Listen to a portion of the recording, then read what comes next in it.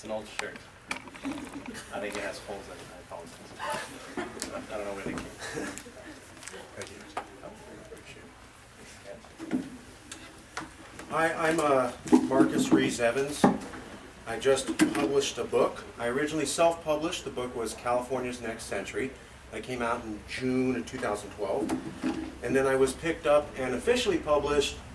They did some things to the cover, some editing, and it's been working out. By the way, if you type in KC24, the local TV station, KSEE24, California's Next Century, that's KC24, California's Next Century. I just did an interview last week. And it talks about the book and also how to become self-published as a way to becoming officially published. I started doing that on my own just because I liked that option, and then after I did it, I found out with research that that's actually becoming what's called the new way to publish. And I have an article coming out at Cinema Circus Weebly, which is a script writing site, and that kind of talks about how to do it, and the blog on that site will have the article about how to become officially published through self-publishing. So, I'm going to read a few excerpts, and if you want more information, again, the blog will be coming out on Cinema Circus Weebly. So, the article is called A Journey into the World of Self-Publishing by Marcus Ruiz Evans. It starts off with a quote that I liked. I think the book is still a great thing in culture, and will continue to be. And even though there is blogs and Facebook and all of these things, there is something in our humanity that wants us to establish something permanent. That was from author Keith Ogerek. Introduction. Self-publishing is growing. 5 years ago, it was not seen as a real viable solution for serious authors, but recently all of that has changed. Self-publishing is now 30% of the total book market for ebook sales, and the number of titles that are self-published has grown 300% in the last couple of years. A host of new companies and new advice websites to help authors self-publish have popped up, and even well-known and established authors are self-publishing more of their material, such as authors Jackie Collins and David Mamet. Some people are willing to say that the change going on in the publishing industry right now, due to the impact of the internet, is equal in size to what happened to books and publishing in 1444 when Gutenberg's printing press first came out. I'm not making that up. I have multiple citations showing that. All of this is just to say that self-publishing is a very new industry, but it is definitely an option worth considering for all discerning writers. It is its own vehicle to publishing, but it has kept strong ties to the traditional publishing industry at the same time. Some people are also willing to say that the self-publishing industry will replace the traditional publishing industry. However, there's a lot of evidence to show that the excitement of self-publishing is at a high and will in fact peter out in the next couple of years. Its massive growth rate being attributed only to the fact that it is new and online. It will lose popularity like all of the other internet tools and sensations when they first came out, such as MySpace and Facebook. Still, others say that the two will form a hybrid industry between self-publishing and official publishing, with self-publishing becoming part of a seamless machine with traditional publishing. In fact, with self-publishing doing most of the difficult and risky work for traditional publishing companies by testing out ideas with the consumers, the self-publishing industry will eventually only boost the strength of the traditional publishing industry. At least those who are willing to accept the data from self-published authors. In my opinion, this third option will win out based on what I've seen in my own experiences and from reading and citations. Here's my story of how I entered into the self-publishing and traditional publishing industry with some success. The key to self-publishing, being interesting. Self-publishing is gaining respectability as a vehicle for new authors to achieve some fame and recognition, but only for authors with new, interesting storylines and new ideas. In short, self-publishing authors who do or are doing very well have good, interesting books to sell, and they just decided not to reach out to traditional publishers and instead go directly to the marketplace of ideas, the internet. So having a compelling storyline and having a new idea before you self-publish is key. Successful self-published authors knew they had good material before they self-published. The best way that I know of for new authors with absolutely no resources to test your material and refine it before going through self-publishing is to talk to people. People who you think would buy the book. Tell them your story. Tell them your big idea. Be totally open to rejection and pay special attention to their faces when you run your idea past them. The human face lights up and eyes naturally widen when people are interested, just as you can easily tell when someone's bored. Watch the person's reaction as you go through your story or idea. Pay attention to when it seems they are paying more attention. What part of the story or big idea was that you were talking about at that point? Keep that part. Seriously rewrite, rework, or totally scrap the rest of the material that didn't seem to get a reaction. Tell another person that story that the first person seemed to enjoy, or just the reworked parts you worked on, and pay attention to that new person's reaction. When you think you have something that's even remotely interesting, talk to more people, at least 5 people. If you have 5 people that found the same storyline or big idea interesting, you know you have something for a fact. I often heard about great writers hanging out in cafes. I think we all have. It was said that they did this because they wanted to study people and then put what they observed in the characters of the books. But I think it was for another reason. You can have casual conversations with people about ideas, small stories, anything in general at a cafe. I think these great writers were talking to other people as much as they were just watching them. They were processing what they saw, and they would run ideas past random people in the cafe as they worked out their next great novel. In short, these great writers we all know about were running focus groups. That is what you must do to make it in self-publishing. You will have very little support in self-publishing versus traditional publishing, so your ideas have to become extra special and extra interesting. If you can grab a couple of random people in a row and compel them with even parts of your story or idea, you know you have something worth spending the time to flesh out into a complete book. I have a quote. E.L. James' 50 Shades of Grey erotic romance and each of its follow-ups wound up setting a bar every writer and publisher is chasing. However, the book was first published on a fan website under the title Master of the Universe, and then was reworked and re-released in the form that went viral. Carlos Harrison.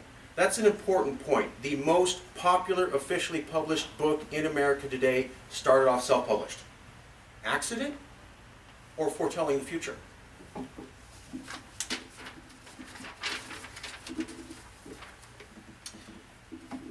You will have no support out there, but it's okay. With little or no support, your book will not survive, unless it's very interesting. It's going to survive based on how interesting it is on its own. It won't have a great cover or quotes from well-known experts. The newspapers will not be called by someone they are used to hearing about new books from, so your idea has to stand on its own. There is a purity to this, though, that deserves respect from all people who love to think and write about their thoughts. Another quote. If indie authors are going to make it on their own, they'll need to put out reputable works and stop looking for get sales quick gimmicks. Melissa Foster. After writing, focus on publicity. Your book is a good idea or study by this time, and it's available to the public, but they don't know it.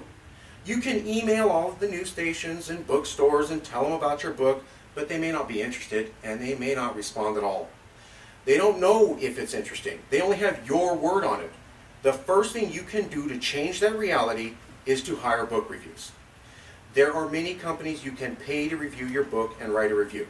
San Francisco and Midwest Book Review are just a few names to check out. They will not write a nice review if they do not feel that they liked your book. They write a review and give it to you. You can use the review or not. You can ask Amazon to post the review in its entirety on the Amazon site, or not post it and completely forget about it. You can tell people what this company said or not bring it up at all. You're gambling that you're going to get something that's at least workable. Send your book out to as many review companies as possible. This gives you a better chance at getting a positive review, or at least one that you will feel comfortable with posting on Amazon. Novice fiction, where the characters designed seem to be too wooden, but in general a fun summer read for $5. That's not bad, and that's worth putting on an Amazon page. Ask Amazon to post your reviews on the page for your book, and now email the newspapers, bloggers, journalists, and everyone about your book, and put quotes from the reviews you had on Amazon in the email or letters you send to these people. People who do not know you will believe whatever the review company says, not what you say. So putting the review company's words in your outreach brings you believability and credibility as an author. Quick quote. As Ted Bohuzuk, Orders Librarian in the Free Library of Philadelphia, describes it, we have a ton of soft responses that says, we base our purchasing decisions to a large extent on reviews that are available. Please attempt to get your product reviewed. Another quote, many big publishers dismiss self-published titles, noting that most disappear in part because they may be poorly edited and are almost never reviewed. Jeffrey A. Fowler and Jeffrey A. Trachtenberg. Don't stop there. Anyone who works in the news, has a blog, writes occasionally for a paper, appears on radio programs, or has some position as respect, such as a professor or even high school principal, ask them for a review and ask them to post it on Amazon. Send them a copy of the book for free, even if they seem marginally interested in reading it. If they say okay to the question, could I send you a free copy of my book, then send them a copy. Call or email them about 2 weeks later and ask what they thought. What you want is for these people, and only some of these people that you send books to will actually read the free book, to post their comment on your Amazon page. Tell people you are only looking for brief comments. Interesting read, I got through it in one night. They don't have to write best thing I ever laid eyes on or a long paragraph. People looking at your Amazon page won't believe outrageous comments about your book, but they will believe someone who says, worth $5. That's a reasonable compliment. If you get great compliments, keep them, but you do not have to rely on them to make it. Meet the people of your industry. They're undercover. The last and final step is to go to book shows. My personal opinion, based upon my personal experience, is that the self-publishing world is coming up and growing fast and is attracting attention from traditional companies. However, there are a lot of books out there, and traditional publishing companies still have their own set of contacts and ways that they look for new books, other than seeing what is popular on Amazon or the internet. The traditional channels of finding authors and books are still what a lot of traditional publishers use primarily. The traditional publishing industry is, in my opinion, reviewing the online self-publishing phenomena. It's looking it over, but it's not sold that self-publishing will last or continue to grow. This makes sense because publishers are thoughtful people. They read a lot about ideas and stories and they think a lot. People who like books take time to make up their mind. So it makes complete sense for the traditional publishing industry to take time evaluating a new phenomena that is literally only 3 to 5 years old, especially when considering that internet-based social movements have grown from nothing to massive heights and then completely exploded on themselves all within a 5-year window in the recent past. This is just to point out that you should know that once you have a market-tested and publicly commented on book, to seek out traditional publishers in the place that they traditionally like to look for books. One of the best places where traditional publishers still mingle openly with any author who shows up is book shows. You have to have been checked out somewhat by the company putting on the book show, so traditional publishers feel comfortable going to all the small book shows along with the large ones because they know there will be a better chance of finding a quality book. That's to your advantage. Book shows are where an amateur, first-time author can meet established, experienced, well-known publishers and other industry people. This is the big secret about book shows. While it is difficult to get anyone connected to any major publishing company to look at your emails or letters about your book, they are very inclined to sit and listen to you for 5 minutes, talk about the exact same book and everything you put in the exact same email at a book show. That's the big secret. At book shows, you either meet someone who publishes directly or reviews books officially, or someone who's friends with someone who does that. These people are connected to the system, and if you can interest them in your book in a casual conversation, then they will, and this is the key word, vouch for you to someone else who is seriously connected into the traditional publishing industry. You know you've met an industry person and hit the jackpot when someone says, "Oh, I know so-and-so," almost very casually, or "I work for X Reviews," like they forgot to mention that. After you have talked about your story or big idea for a few minutes, if they bring that up, it's their way of saying, "I'm interested. You can now talk to me like somebody with connections you would want to do serious business with." When you hear someone mention that they are connected in any sort of matter, immediately change your tone and act businesslike. Because at this point, you are no longer talking about your story anymore. read the book or a couple books on the subject, How to Think Like an Editor. You can find a bunch on Amazon or this bookstore. Why will your book sell? What sort of market is out there? How large is your customer base? What other books that are selling well or are like or in a similar genre to your book? Switch over to talking about your book in this manner. The moment someone mentions they are connected, they are opening themselves up to see how serious you are about being in this industry. But they're not going to say, I'm interested, now go ahead and sell me. They need to be sold on why they should be interested in your project. If they are going to publish it for you as a republished book like 50 Shades of Grey, then they need to be assured that they're making a good business investment. If they are going to pass your book along to someone else they know, they need to be assured that they will be passing along a business gem to their friend. You will meet many people with connections. Tell them why they would look smart letting their friends know what sort of gem they just found. If you follow these steps, I do not guarantee success. However, I can point out that the way that I've achieved publishing is what more and more experts are now describing as the new way authors publish successfully. Quote, "While traditional publishers are in the business of not publishing books, but selling books, and there's a big difference there. So they seek to acquire books and authors who they think have the greatest commercial potential. But the challenge here is that they really don't know which books are going to go on to become bestsellers. Only readers know that." Mark Coker. A lot of authors are saying, should I go to self-publishing and test the market and be a proven market? And the answer is yes, you can do that. Angela James. Self-publishing is used as a testing ground. That is going to work to a certain extent, and publishers are certainly, obviously, watching that very closely. Angela James. Short conclusion. A word on converting from self-published to traditionally published. A lot of writers do not like to do this because they feel that they're giving up freedom. I disagree. When you move from a book you published on your own to working with a company, you will be bound by more contractual obligations, limits on what you can say and do, and you will have more of the profit taken away. This is completely true. However, I think what authors are really upset about is the freedom of expression that is being taken away moving into a contractual agreement with the company, not the money or the other boundaries. And it is this feeling of having freedom to express yourself taken away that I feel is incorrect. You had the opportunity to write your story just as you wanted, and to show that story to the entire world in your self-published book. And by this point, many people will have seen or heard your story or idea the way that you wanted to tell it, simply because they heard of your officially published book. So your original vision in its pure form is still out there.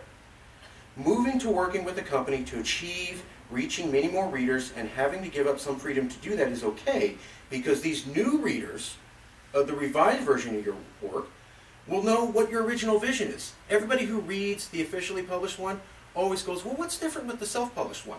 So by creating new customers of an officially published version, you're actually creating new customers of your self-published version. You're not giving anything up. You are providing a tunnel to your original vision, and all tunnels have to have structure, which is called boundaries of expression and contractual obligation in the world of publishing. Why give up all this freedom? Because the traditional publishers have connections.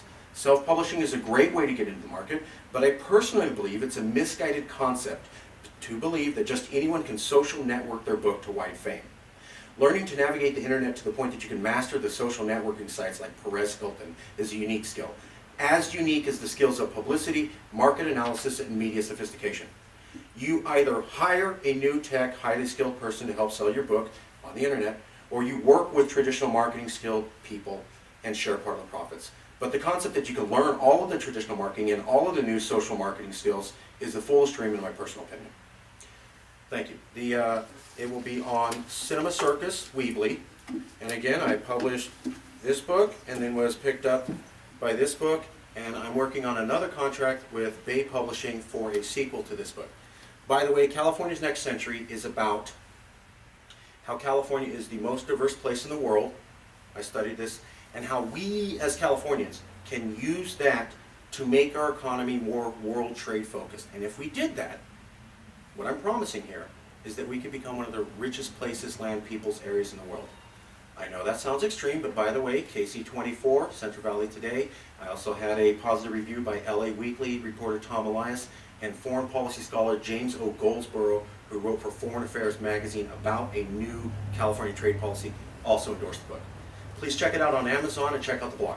Can you spell that website, Cinema Circus Weebly? Weebly, not weekly, W-E-E-B-L-Y. I don't know why it's called Weebly. .com? Just go to Google and type in Cinema Circus Weebly. Okay. There's other Cinema Circus ones, but that will come up. And then on there, the blog should be posted any day now. By the way, there's other published authors at that blog too. Is there any other questions? Thank you very much. I really appreciate it.